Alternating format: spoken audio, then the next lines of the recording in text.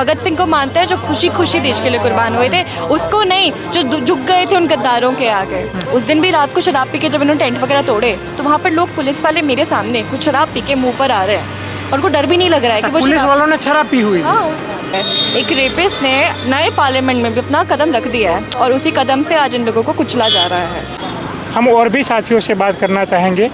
क्या नाम है जी आपका? मेरा नाम महाना है, मैं हिमाचल से हूँ। अच्छा। और मैं दिल्ली यूनिवर्सिटी में पढ़ रही हूँ। अच्छा, तो यहाँ पे धरना को रोका गया है। कल महिला पहलवानों को यहाँ से उठाया गया था, 50-100 किलोमीटर दूर किसी थाने में छोड़ा गया था। आपको क्या लगता है ये होना चाहिए था कल?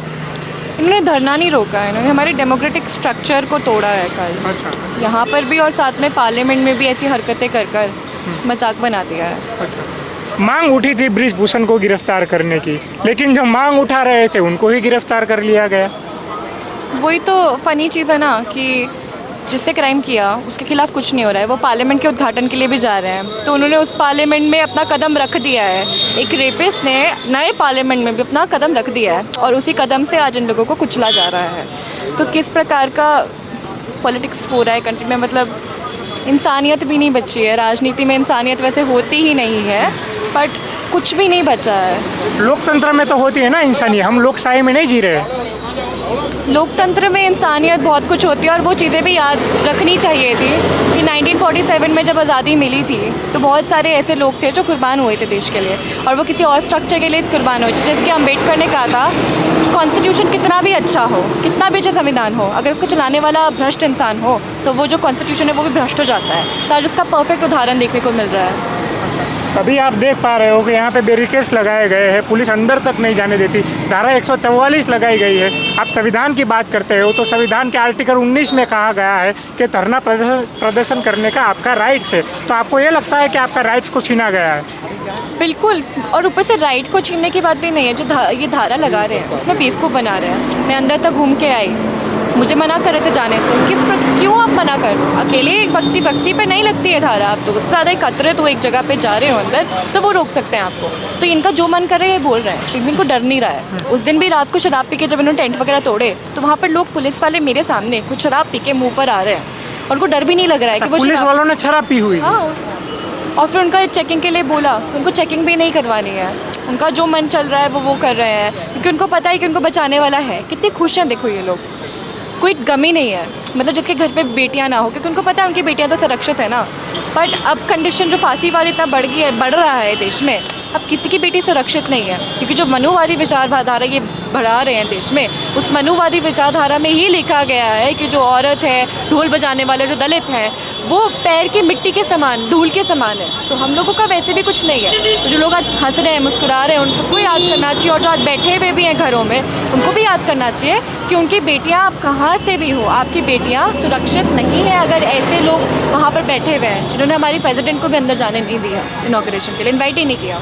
अच्छा, तो एक आखिरी सवाल, क्या इस धरने का असर आने वाले दिनों में लोकसभा 2024 में लोकसभा चुनाव में देखने को मिलेगा?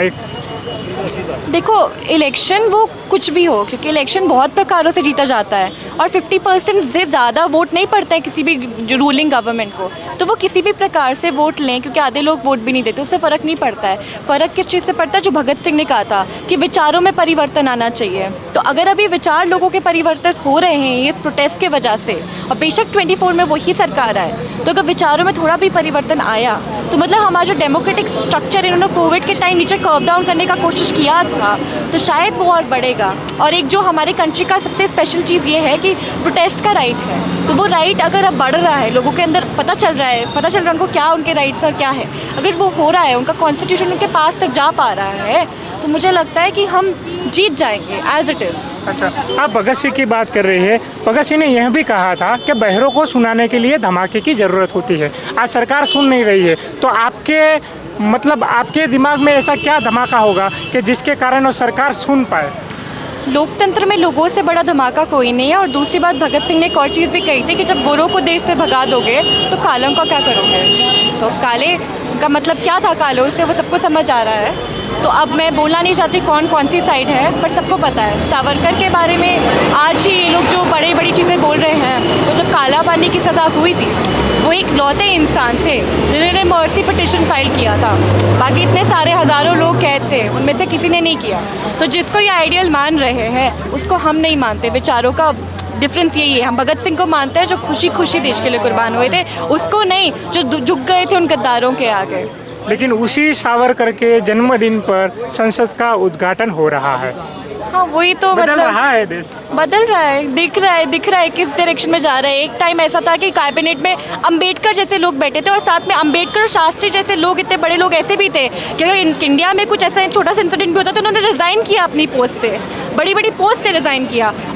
अंबेडकर ने वुमेन्स के राइट के लिए, जो उन्होंने वुमेन हिंदू कोड में लाया था, औरतों के अधिकार के लिए, जब वो फुलफिल नहीं हुए पार्लियामेंट में तब उन्होंने रिज़ाइन किया।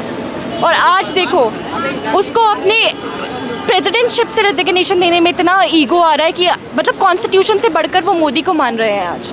तो संविधान कम पड़ रहा है, आज प्रधानमंत्री बोलेगा तब मैं रेजिग्नेशन दूंगा। प्रधानमंत्री भी संविधान के अंदर ही आता है, अगर संविधान नहीं होगा तो हम लोग भी नहीं होते, शायद आज बोलने का मौका भी नहीं मिलता। संविधान ने प्रथम नागरिक तो राष्ट्रपति को दिया है, लेकिन संसद का उद्घाटन नरेंद्र मोदी जी ने किया है। तो आपको ये क्या लगता है? देखो मैंने पहले भी कहा था कि जो मनुवादी विचारधारा है उसमें औरतें, दलित और जो ढोल बजाने वाले, जो साफ साफ लिखा गया है मनु ने, वो लोगों के, मर्दों के, अप्पर कास्ट मेल के पैर की धूल के जितने हैं। तो आप प्रधानमंत्री हो, आप प्रेसिडेंट, आप कुछ भी हो, देश के कहीं के भी कुछ भी हो, अगर आप उस आइडेंटिटी के हो, उस मनुवादी विचारधारा में आपको नहीं ऊपर दिखाया गया, दर्जा नहीं दिया गया, तो आप कुछ भी नहीं हो, इनसिग्निफिकेंट, आप कमोडिटी हो। औरत एक कमोडिटी की तरह देखी गई है एक मनुवादी विचारधारा में। धन्यवाद। आप देख पा रहे हो इस लड़की ने बहुत ही बेहतरीन बात की है, संविधान की बात की है, भगत सिंह की बात की है।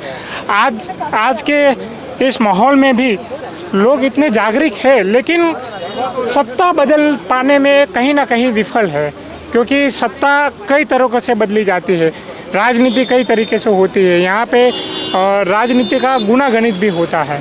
आप देख पा रहे हैं यहाँ पे प्रदर्शनकारी अभी भी है और अपनी बात मीडिया के समक्ष रजू कर रहे हैं। और यहाँ पे पुलिस को दिखाओ कि पुलिस लाचार बेबस बनकर यहाँ खड़ी है।